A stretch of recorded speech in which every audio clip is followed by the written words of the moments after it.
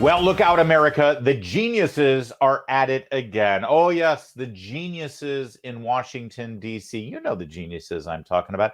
These are the ones who keep telling us that we have to come to terms with an amnesty plan that will give citizenship to millions of illegal aliens. And if Republicans don't do that, they'll never win another election. They say it all the time. The same geniuses who tell you that you have to stop fighting these drag queen story hours for 6-year-olds. Otherwise, you'll be seen as an intolerant bigot. And oh, yes, you'll never win another election again. They all say the same thing, these geniuses. Well, now these geniuses have assured me that the reason Republicans are now looking at a 51-49 minority in the Senate and they lost the governor's seat in Arizona is because of candidate quality. You cruised to a 15-point victory on Tuesday, yet your Republican Senate candidate Dan Baldock lost by almost 10 points. How do you explain that? Well, again, I think we've been talking a lot about it this week. Candidate quality matters.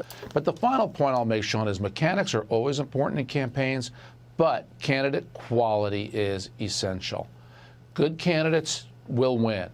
And the big issue for Republicans still is who is our leader, who's the candidate at the top, well, I will who say has this the best opportunity to bring people in. So you mentioned quality candidates. Of course, that is something that Senate Minority Leader Mitch McConnell has said multiple times, that candidate quality matters, and implying that this time around Republicans maybe did not have the best quality candidates. Oh, I know you've heard it. You've seen it on cable news from pundits. You've read it in columns. Oh, also important think pieces in magazines. They all say the same thing. Candidate quality matters. Candidate quality matters, they keep telling Republicans while they prepare their special 1-hour report on the swearing in of Senator John Fetterman. Yeah, Republicans should be chagrined that Mehmet Oz, Herschel Walker, and Kari Lake lost because they were first-time candidates who relied on star power to win their elections, but they weren't high-quality, brilliant statesmen like John Fetterman. Spare me. Don't tell me candidate quality matters when John Fetterman is squeezing his lurch-like frame into a Brooks Brothers suit and calling himself a senator. The whole candidate quality matters meme is really just meant as a backhanded attack on Donald Trump and his choices in the Republican primaries that led to Walker, Oz, and Lake winning their races in the first place. The entire narrative is nothing more than establishment types in the party and the media to once again shed doubt on Trump's ability to lead his party to victory. I know, shocking.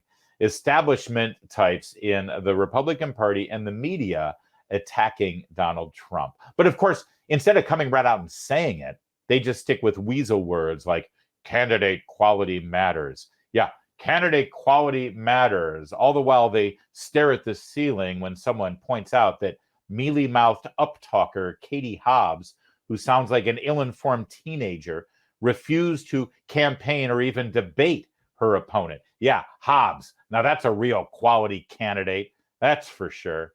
Nah, you shouldn't be buying into this tired talking point for very long. It's not genuine. And it comes from people who didn't even want these candidates to win in the first place. However, if we don't take a good look at these races and why our candidates didn't do as well as we'd hoped, well, we aren't really doing our job. And there may be some validity to examining the trend of first-time celebrity candidates and what flaws they brought to the table in their campaigns. They weren't perfect candidates, and there are legitimate reasons why they lost. And please, coming from me, hopefully this matters because I wanted them all to win. And before you say it, I'll beat you to it. I know you don't think Kari Lake lost her race. I get it. I do. But the fact is, she's not going to be sworn in as governor. And even if that's because of Maricopa shenanigans again, well, let's face it. Any cheating that may have gone on in Maricopa wouldn't have worked if the race weren't so close. So maybe the question in Kari Lake's case is, why was it so close? Now, to examine this properly, we should add one more name to the list of first-time celebrity candidates, J.D. Vance, the senator-elect from Ohio. Yeah, see, he won his race. Now, we could also add Don Bolduc of New Hampshire to the list of first-time candidates running statewide, but that New Hampshire race, it was never really seen as being in the grasp of a Republican candidate. Meanwhile, Vance, Walker, Lake, and Oz, those races were. In fact, those four candidates should have won. Not only were these states that have recently elected Republicans statewide, but with the exception of Ohio, the Democrats actually nominated very flawed candidates in opposition to our Republicans. These were races that were completely winnable with the right candidates.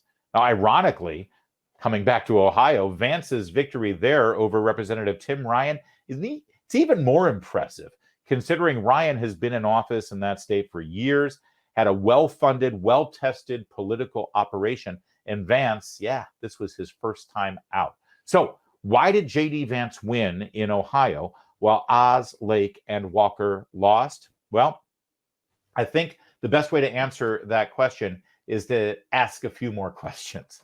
Let's start with Herschel Walker. What did he stand for in Georgia? What was Mehmet Oz's overriding message to voters in Pennsylvania? And what did Kari Lake demonstrate as her number one strength in Arizona? Now, I watched these races with keen interest, and here are my answers to those questions. With Walker, I have no idea. Seriously, other than being a famous football player and not a Democrat, I have no idea what Walker told Georgians he would do for them as their senator.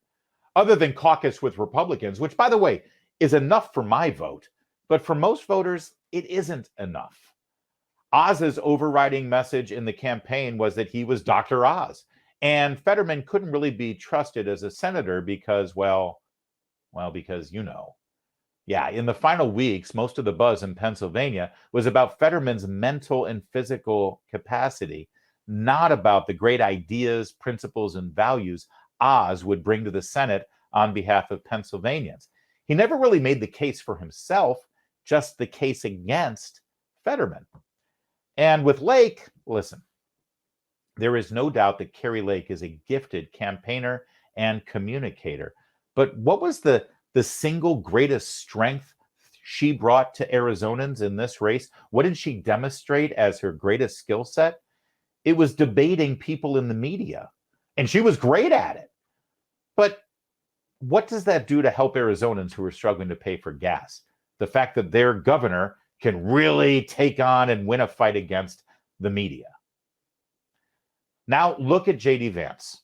He was also a political neophyte, but he spent the last several years communicating about the plight of Americans who've been harmed by the economic neglect of Washington, D.C. He's been in touch with the devastation he so clearly laid out in his book and movie, Hillbilly Elegy.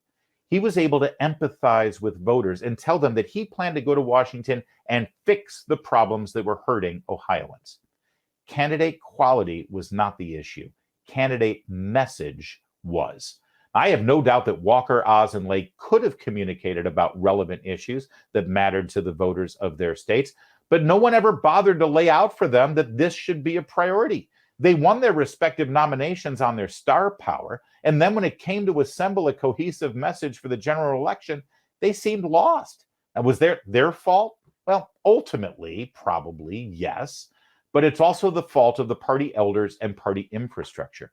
Over in the Democrat Party, those party elders, they prioritized Fetterman's race against Oz, and they dragged that guy across the finish line. Ditto in Georgia. The party establishment may have spent money in ads for the Republicans attacking Raphael Warnock, but not on the basic blocking and tackling needed to convey to Georgians what Walker would actually do for them as their senator.